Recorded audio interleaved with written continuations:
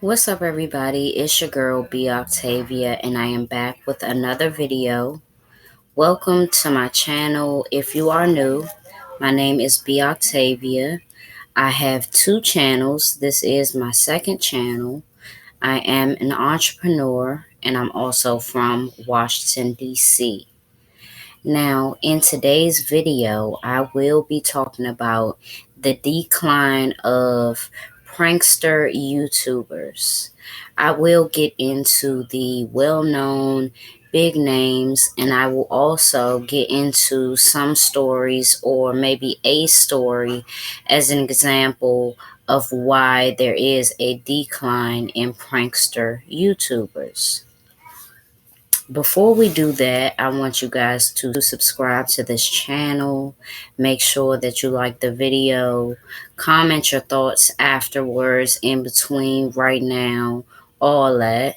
And we are going to jump in. The prankster era, I'm not really sure when it started, but I always thought of pranks as I always thought of, especially black content creators doing pranks. I didn't really consider it content, like valuable content, but I did think that it was cool that, it was almost refreshing to see black people, my people, actually pull pranks on each other and then not end terribly, and I feel like a reason why it did not end terribly is because a lot of the pranks were planned out.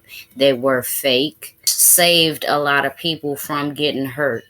And some of them were successful to the point where it elevated these pranksters. It elevated these YouTubers into them wanting to do music and other things. But this decline, I feel, happened because a lot of the people that were watching these pranks did grow up. They realized that it was unrealistic to the way that they lived, because normally you can't do shit like that. You can't pull pranks on everybody or people every day. It's just not realistic. You can't have a long lasting relationship if you're pulling pranks all day, every day. And we see that from who? We see that from Neek and King and a few other people.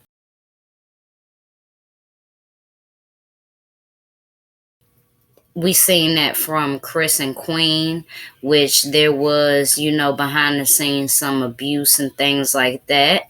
But in society's eyes, it was all jokes, it was all laughs, it was this, it was that. So what I'm going to do is I am going to run down a quick list and tell you my thoughts on these people and why certain things declined, other things elevated, or pretty much their careers were and are at a stagnant level. So the first YouTuber that I want to mention is the YouTuber by the name of Tootsie Time.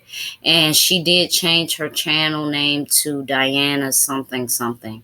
But maybe it's just her name or something. But I remember before she changed her name and before she really switched her content up, her channel was booming. Okay, her channel was booming to the point where, like, I was proud to see it, and she's from the UK or whatever the case is, and it was just dope, her accent, everything. But she decided to change her channel name, and she also decided to pay less attention to the content that was actually keeping people interested while putting money in her pocket, and she decided to focus on music. Now, I'm not going to say that her music bad, but I don't think that music should have been her main focus. To me, If it's not getting such a good feedback, if you wasn't getting such good feedback from doing music, it should be left as a hobby and you should focus on actual content for YouTube. A lot of these people that I'm going to mention have done the same thing, and it's not really getting them anywhere or getting them recognized for anything. A YouTuber that we know very well is DDG, and DDG has about 2 or 3 channels, and he for years simultaneously uploading on all of these channels. All of them were successful and still are successful, but he is another one that took time off of his content to focus on music, and his music is really good. He's one of them that I would say his music is undeniably good. But that doesn't mean that you stop doing what you were doing because you're focusing on this one thing.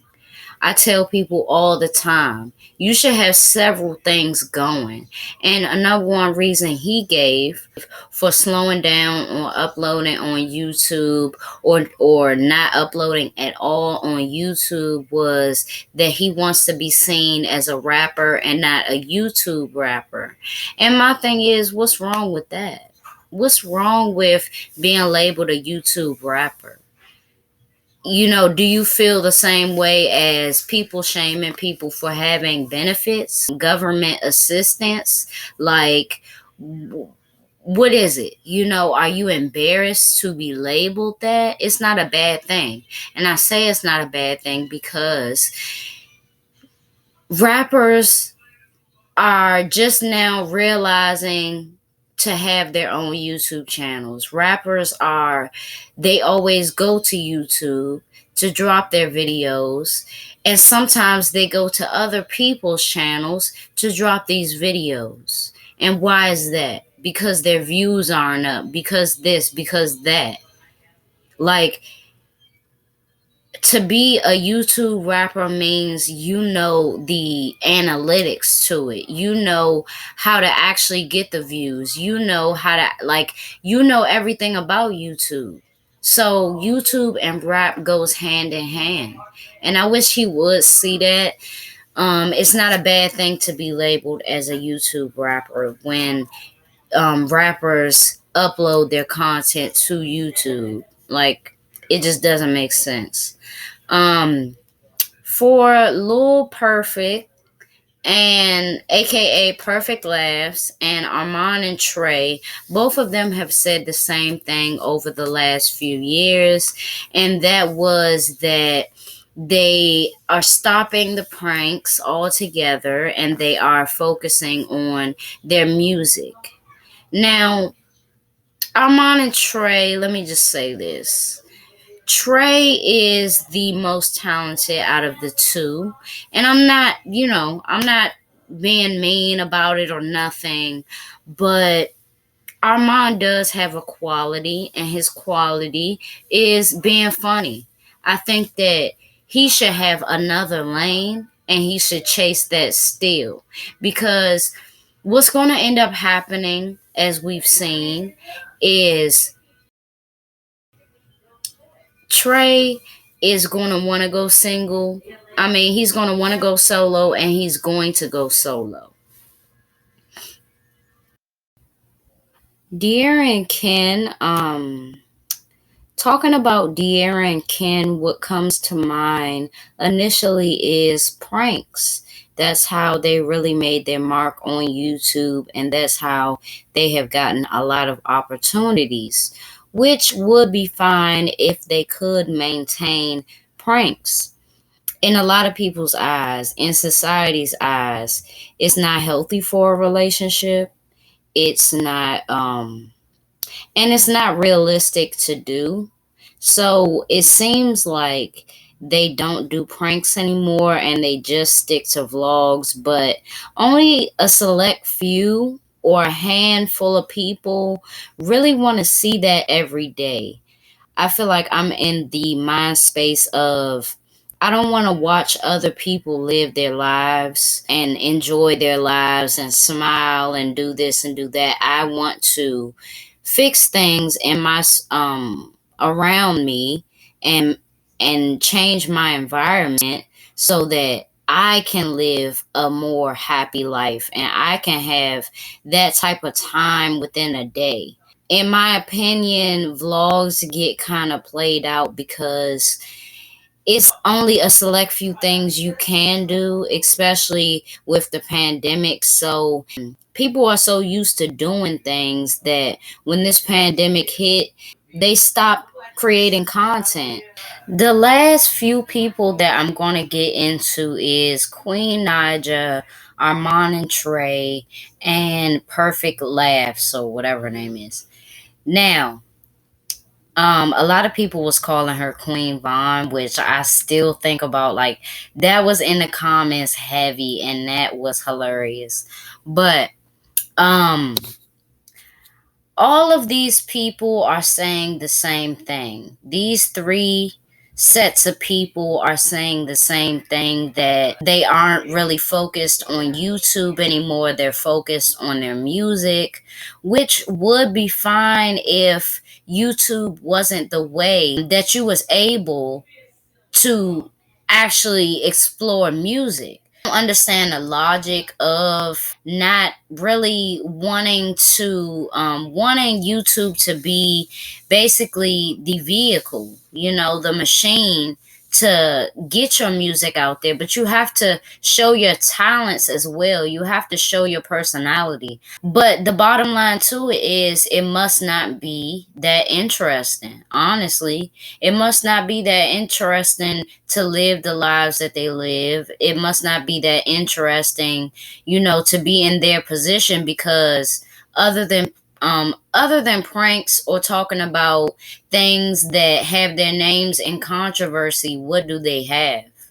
If they don't have to come out and talk about, they baby daddies going back and forth, if they don't have to come out and talk about colorism, if they don't have to come out and talk about gay rumors, and if Perfect Labs don't have to come out and talk about her relationship, her past relationship with Tay, like, what do they have? Perfect Labs uploaded a video a few days ago talking about getting her braces off. That's not interesting. That's not content. That's what people do every day. That is not content. Maybe it's a joyous moment for you, but is that worthy of a whole video? I really don't think so. And I peeped, she even promoted her video on the Jazz and Tay channel. How corny is that? So honestly, I think that all the people that I mentioned, they just lack substance. It's not to say that I haven't laughed at some things that, within the pranks that they was involved with. It's not to say that I think that they're bad people, but they don't have anything valuable to say. That's why they're not posting valuable content. They don't, and they lack substance. And that's just an honest opinion from my perspective as I view it.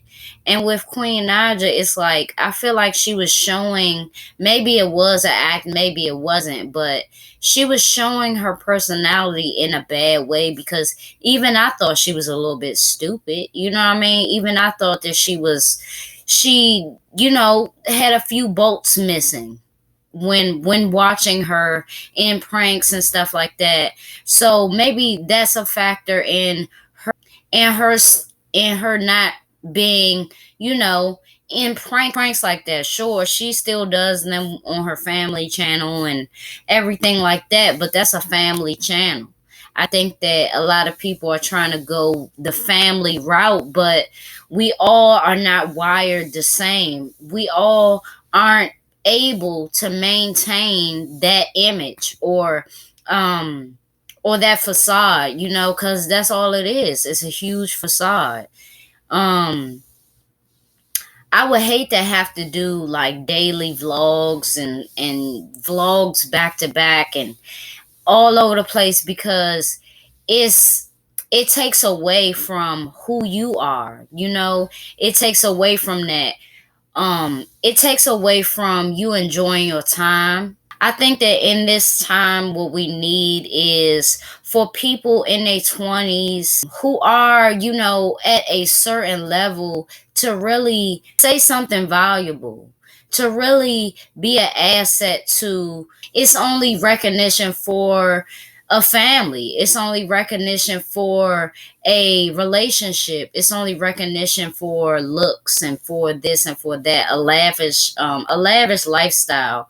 When I look at that, it's like those type of people aren't really in reality. They don't feel what a lot of people feel. And it's a lack of being humble. I think that that's the number one thing that I'm looking for is somebody who is at a certain level that's very humble. It ain't about your cars, it ain't about how good you look, it's about the person that you are. Leave your thoughts in the comments below, and I will see you guys in my next video. It's B4Real podcast, and I'm signing off.